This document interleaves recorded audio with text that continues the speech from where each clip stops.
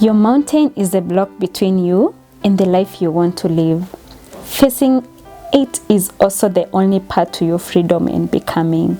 You're here because that trigger showed you to your wound, and your wound will show you to your path, and your path will show you to your destiny. I mean, what would be a better way to really get to define the journey of self-mastery to living as the best version of ourselves?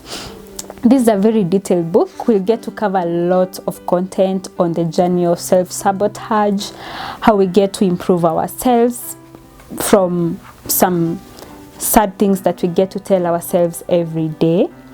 And for today, I want to show you the bigger picture, which is closer to the ending of this book, where we get to cover how does that best version and finding your true purpose look like. So this will be a very, very interesting journey of us getting to that space. One thing I like about books, it's how they marry into each other. So this is The Mountain Is You towards the last pages, and it goes through atomic habits. I'll quickly take us through that part. The law of the harvest is always in effect. When you plant, you must harvest. Furthermore, what you plant consistently over time eventually yields a compounded or exponential harvest. You often don't experience the consequences of your actions immediately, which can be deceiving. If you smoked one cigarette, you probably wouldn't get cancer. If you spend $10 on coffee just one day, it probably wouldn't affect your financial life. However, over time, these habits have drastic outcomes.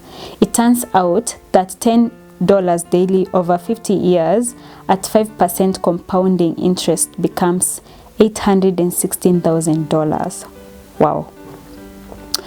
When you make an investment, you don't expect to see a return that day. In the same way, you can go to sleep feeling accomplished, knowing that you chipped away at your future just by adhering to your principles. Little things done repeatedly and over time become the big things. Would you really tell that The Mountain Is You and not Atomic Habits? That's the beauty about reading. You just feel the interconnection between different books. And so we'll go right into the finding your true purpose. When you live in a world that is constantly telling you to follow your heart, trust your gut, quit your day job and do what you love, it can be disheartening when you don't know where to start. When you start thinking that you don't know what to do with your life, what you really mean is that you don't yet know who you are. Finding your purpose is not necessarily about realizing that you're destined to live in a monastery or devote your life to a singular vacation or goal. Your purpose is not one job. It is not one relationship. It is not even one career field. Finding your purpose is not necessarily about realizing that you're destined to live in a monastery or devote your life to a singular vocation or goal. Your purpose is not one job. It is not one relationship.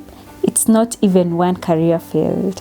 Your purpose is, first and foremost, just to be here. I mean, just to exist. Your existence has shifted the world in a way that it is invisible to you. Without you, absolutely nothing would exist just as it is right now. This is important to understand, because if you start believing that your whole purpose in being alive is just a specific job or role you take on at home, what happens when you quit or retire, or when the kids grow up and you're no longer a parent? You'll sink, because you will falsely think that was the only reason for being. Your purpose today may have been to offer someone a smile when they were at their lowest. Your purpose this decade may be the job you're in. When you realize that you're always impacting the world around you, you start to realize something. The most important thing you can do to live meaningfully is to work on yourself, to consciously become the happiest, kindest, and most gracious version of yourself. Knowing your purpose also doesn't necessarily mean your life will henceforth be easy or that you'll always know what to do. In fact, when you're genuinely on your own path, the future won't be clear, because if it is, you're actually following someone else's blueprint. With all that said, when most people wonder about their purpose, they are often referring to their life's work and their jobs. Your career is not nothing. It is how you will spend the majority of your day, every day, for the better part of your life. That is why figuring out how you can best serve the world through that makes the long days and difficult moments bearable. Your life purpose is the point at which your skills, interests, and the market intersect. You're the blueprint of your future. Everything that you are, everything that you have experienced, everything that you're good at, every circumstance you have found yourself in, everything that you're passionate about is not random. It is a reflection of who you are and a sign about what you're here to do. Get another favorite part of this book. What do you want your legacy to be? What do you want your legacy to be? Instead of worrying about the virtues on your resume, focus on the virtues of your eulogy. Who do you want to be remembered as? What do you want to be known for? Though it's lovely to reflect on all of the virtues and talents of your life, here is an even more important part of finding your purpose. It is often found through pain. Most people come into awareness of their purpose not because they are effortlessly clear on what their talents are and how they can best utilize them, but because at some point they find themselves lost, depleted, exhausted, and with their backs against the wall. In experiencing hardship and challenge, we begin to realize what really matters to us. It sparks a flame that, when kindled through action and commitment, becomes a transformative fire.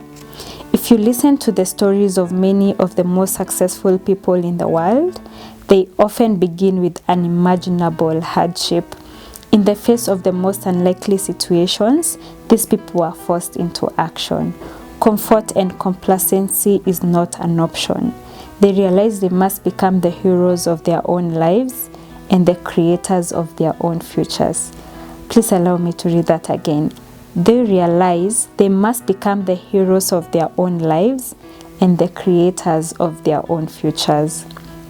At the end of your life, your purpose will be defined not by how you struggled, what circumstances you were in, or what you were supposed to do, but how you responded in the face of adversity, who you were to the people in your life, and what you did each day that slowly, in its own unique way, changed the course of humanity.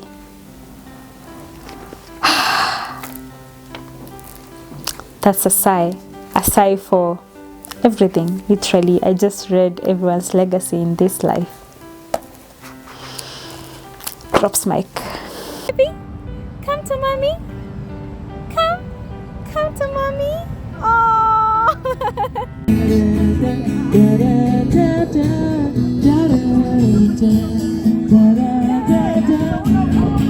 Stay heavy. Stay heavy.